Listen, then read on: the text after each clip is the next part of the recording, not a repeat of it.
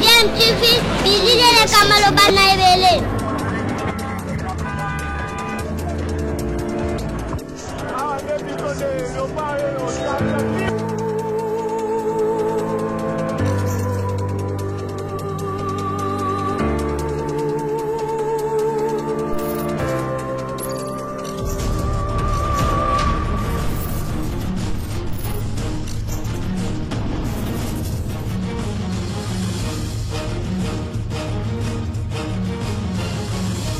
DMTV toujours en avant.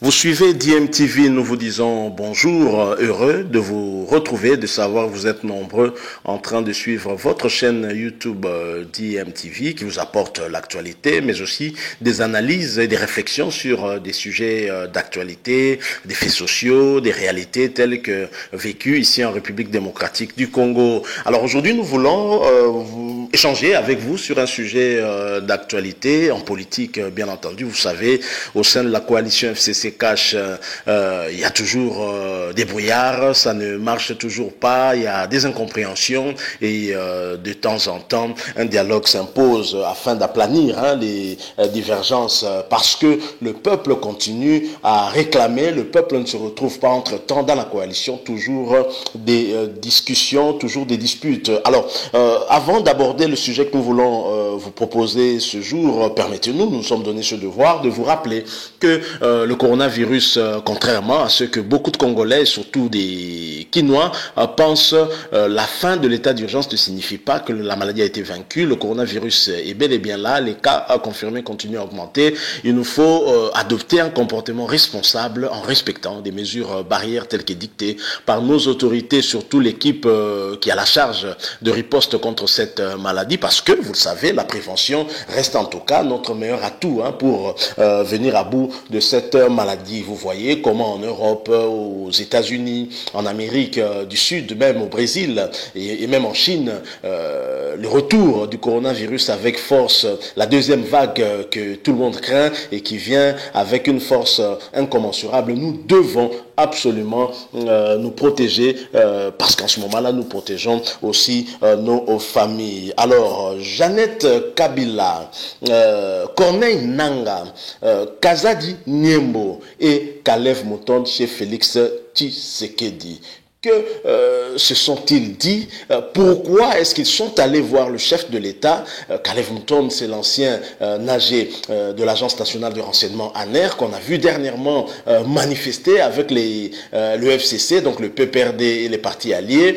Et Corneille Nanga, c'est le président de la commission électorale nationale indépendante, le président sortant, on va dire, jusque-là, il n'y a pas encore remise et reprise, on ne connaît pas encore son remplaçant, il y a la problématique de Ronsard Malonda qui continue à diviser la classe politique. Vous avez Jeannette Kabila, nous savons, jumelle de l'ancien chef de l'État et députée, et elle a d'ailleurs la charge justement de la commission défense et sécurité au niveau de l'Assemblée nationale, nous savons, et Kazadi Niembo qui est en fait oncle de Kabila, qui est un frère à Laurent Désiré Kabila, qui a été dernièrement ambassadeur, je crois, de la RDC en Angola. Il était notamment conseiller aussi de Félix Tshisekedi. Il était aussi proche de Laurent Désiré Kabila pendant ces 3 années au pouvoir. Alors, que sont-ils allés faire chez Félix Tshisekedi? C'est la question que nous nous posons et c'est l'analyse que nous voulons faire compte tenu du contexte actuel. Et nous voulons essayer un peu de trouver la réponse à cette question. Mais avant, je vous propose l'analyse de 2 journalistes au cours d'une émission qui ont analysé en tout cas cette visite de ces 4 personnalités auprès du chef de l'État, Félix Tshisekedi. Et ensuite, nous allons revenir pour placer un mot et mettre également un point de vue, ensuite conclure notre sujet de ce jour. Je rappelle que vous suivez DMTV. Si vous n'êtes pas encore abonné, cliquez pour vous abonner sur cette chaîne. Mais n'oubliez pas de cliquer non plus sur la cloche qui va apparaître juste à côté. C'est la cloche de notification et elle vous permettra en tout cas d'être au courant dès qu'on aura mis en ligne une vidéo ou une analyse. Suivant cet extrait, nous revenons tout de suite après. Gabi Kuba, Kazali Nyembo, ambassadeur en Angola, je ne sais pas, il est rappelé ici. Kalev Moutonde, ancien patron de service. Corneille Nangaa, président sortant de la CENI. Janet Kabila, l'aîné, c'est même la jumelle de l'ancien président de la République. Chifachi, pour quel message? Les indiscrétions qu'on a, c'est toujours autour des questions qui fâchent. Quelles sont ces Donc, questions? les dernières ordonnances du président Tshisekedi, mais déjà on était dans un climat délétère.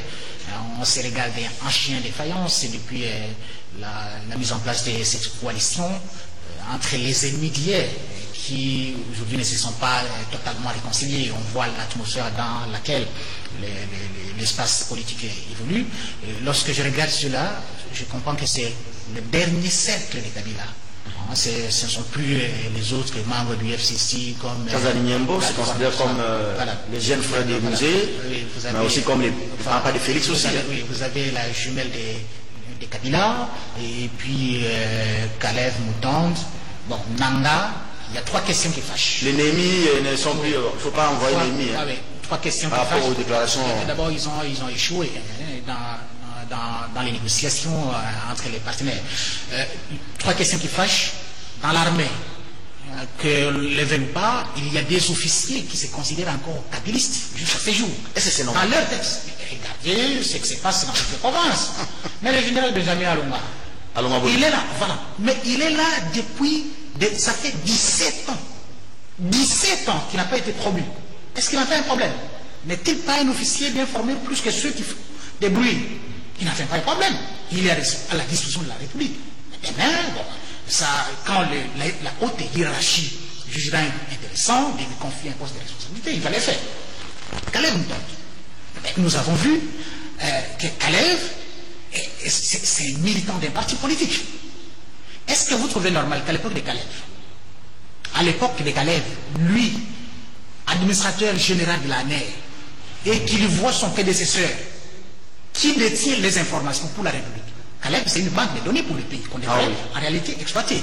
Darwezi, je peux le citer, qui était son prédécesseur, prendre part à une marche des regroupements politiques. Non, il ne faut pas citer Darwezi, c'est vraiment... Ah oui, mais c'est inconcevable. Un expert. Non, mais comment Kalev aurait-il dit une telle...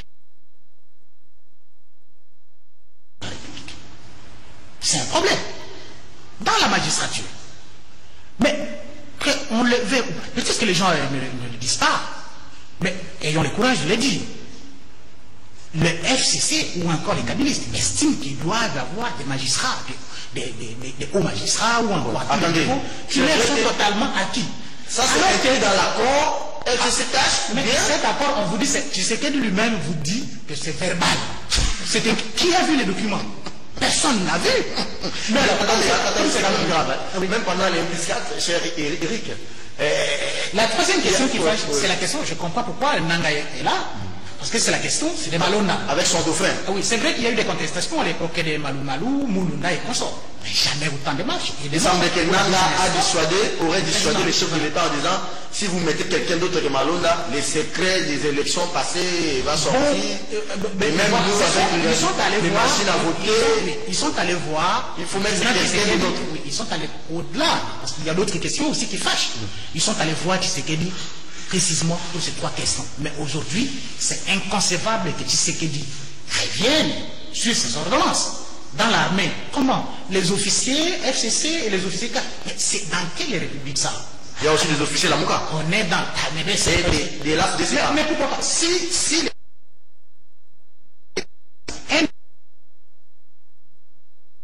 est-ce que vous...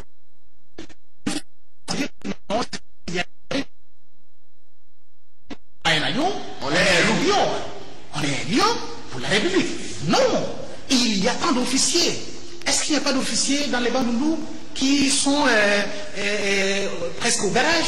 Est-ce qu'il n'y a pas d'officiers dans le Bas-Congo? Ils sont nombreux, mais ils sont à la disposition de la République. Les postes sont... Ils disent qu'ils sont éternellement... ils ne peuvent pas être remplacés. Mais quels sont les résultats qu'on a? On a la guerre depuis des années. Félix n'a pas fabriqué des généraux, ce sont les mêmes généraux qu'il a trouvés. Oui, mais ce sont les mêmes, mais ce sont les généraux. Si on n'échange pas l'équipe qui gagne, Que fait-on de celle qui perd? On la maintient.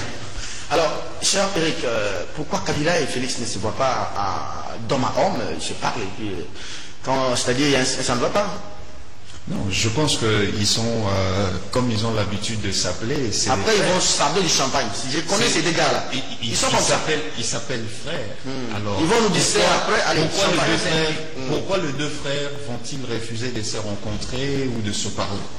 Je pense que c'est des responsables et ils savent ce qu'ils ont comme accord, le deux, et ils savent comment est-ce qu'ils peuvent capitaliser cet accord pour que le peuple congolais en tire le plus ou le maximum de profit possible. S'il vous plaît, Eric, je vous arrête. Point. J'ai comme l'impression que cet accord n'est pas en faveur du peuple.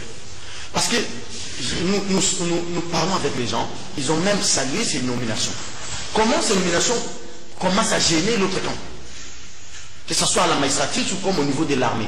Les gens ont salué ces nominations, même il faut s'interroger. Notre président de la SVP a dansé étant fort. Il faut se poser la question. Pourquoi ça gêne l'autre camp? Il faut se poser la question. Est-ce que les décisions prises par le chef de l'État gênent un camp ou un autre? Je pense qu'ils sont en politique. Quoi de plus normal que les autres se sentent un peu lésés ou l'armée c'est aussi un portefeuille à partager. L'armée, la magistrature, l'administration publique, ce ne sont pas des apparentés ou des structures rattachées à des partis politiques. Il faut le dépolitiser. C'est dans ces cadres que nous parlons même de la CENI. Pourquoi doit-on continuer à désigner des personnalités de partis politiques au sein de la CENI, et puis quand ils vont entrer là-bas, ils vont dire, bon voilà, nous avons prêté serment, nous sommes des partis de nos colorations politiques. C'est impossible. J'ai une question. Il faut arrêter cette histoire-là. La CENI doit être indépendante, l'armée doit être indépendante à politique, républicaine, de la même façon que l'administration ou la magistrature. Alors, réfléchissons à haute voix. C'est une question qui me passe à la tête. Je peux comprendre que Kazadi Nyembo soit mandaté par le président sortant. Parce que Kazadi a élevé Kabila et tous les autres. Je peux comprendre que ce soit Janet, qui est l'aîné de Joseph Kabila, sa jumelle. Je peux comprendre que ce soit Kalev. Je peux ne pas comprendre. Bon, avec les derniers événements, j'ai compris qu'il était du peu perdu. Mais je ne peux pas comprendre que quelqu'un de la CENI soit mêlé ou mélangé dans une délégation politique, d'une coloration politique connue pour traiter des questions de la République. Nanga n'est pas du FCC. Pourquoi on doit mélanger les questions entre FCC et CAS et mettre Nanga là-dedans? Je n'ai pas compris. Mais si c'est le chef de l'État lui-même qui l'a invité, je ne dis pas ça, mais je me pose la question. Parce que jusque-là, il n'y a eu aucune communication. S'il vous plaît, il n'y a eu aucune communication. C'est comme aujourd'hui, il n'y a eu aucune communication sanctionnant cette rencontre pour nous dire tel était là en telle qualité. C'est comme aujourd'hui, le chef de l'État peut recevoir des journalistes ou d'autres personnalités. Il préfère t'associer à cette réunion. Ce n'est pas pour autant dire que Serge Kabongo est membre d'un parti politique ou d'une institution internationale quelconque. Non. Ça signifie que ça dépend de l'agenda, ça dépend peut-être de la matière dont il devait évoquer. Peut-être qu'il a été associé là-bas pour comme expert, pour donner un avis, et ainsi de suite. On ne sait pas. Tant qu'il n'y a eu aucune communication sanctionnant clairement les contenus des discussions qu'ils ont eues, en tout cas, moi, je m'abstiens de dire quoi.